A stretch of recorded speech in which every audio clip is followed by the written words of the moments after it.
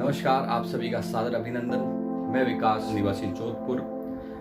वीर शिरोमणि अंतिम हिंदू सम्राट पृथ्वीराज चौहान पर अपना भाषण शुरू करने से पहले मैं कुछ शब्द कहना चाहूंगा जो कि उनके बारे में ही कहे जा सकते हैं। 4 बास 24 गज अंगुल अष्ट प्रमाण, तय ऊपर सुल्तान मत चुके चौहान। बात उस समय की है जब पिता सोमेश्वर का देहांत हो चुका था।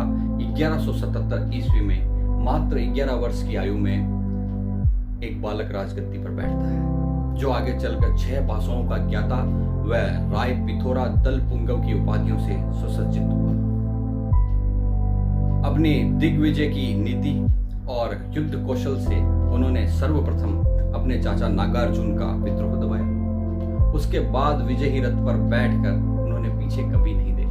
उन्होंने कई युद्ध जीते और इनमें से कई युद्धों के बारे में मैं आपको संक्षिप्त में बताना चाहूंगा। 1182 का समय था और चंदेलों का वर्चस्व बढ़ रहा था। उस समय परमादिदेव चंदेल पर आक्रमण किया और उसे हराया। 1187 में बात करें तो गुजरात के भीम द्वितीय पर आक्रमण किया और उसे भी पराजित किया। इसी तरह से बदानक जाति और भी कई महत्वपूर्ण युद्ध लड़े।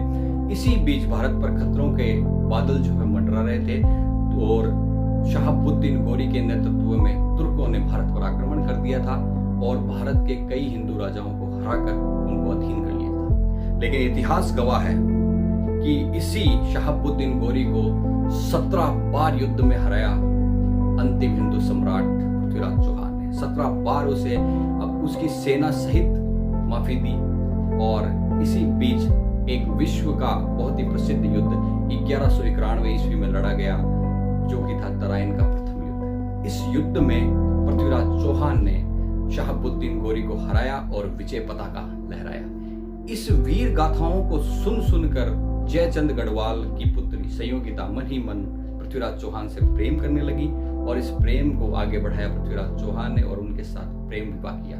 इसी विवाह के साथ गढ़वाल और चौहानों का संघर्ष भी बढ़ गया था, जिसकी कीमत चुकानी पड़ी हमें द्वितीय तराइन के युद्ध में। अब बात करता हूं निर्णायक व अंतिम युद्ध, द्वितीय युद्ध तराइन का। 1192 ईस्वी में यह युद्ध हुआ और इसमें अंतिम रूप से पृथ्वीराज चौहान हारते हैं और जो शहाबुद्दीन गोरी है वह उन्हें गजनी ले जाता है अंधा करके और वहां पर पृथ्वीराज चौहान के दरबारी कवि चंद्र बरदाई की कृति पृथ्वीराज रासों के अनुसार कि पृथ्वीराज चौहान ने शब्द भेदी बाण से शहाबुद्दीन गोरी को मार गिराकर अपने शौर्य की परिकाष्ठा तथा अंतिम हिंदू सम्राट होने की प्रतिष्ठा का प्रमाण दिया।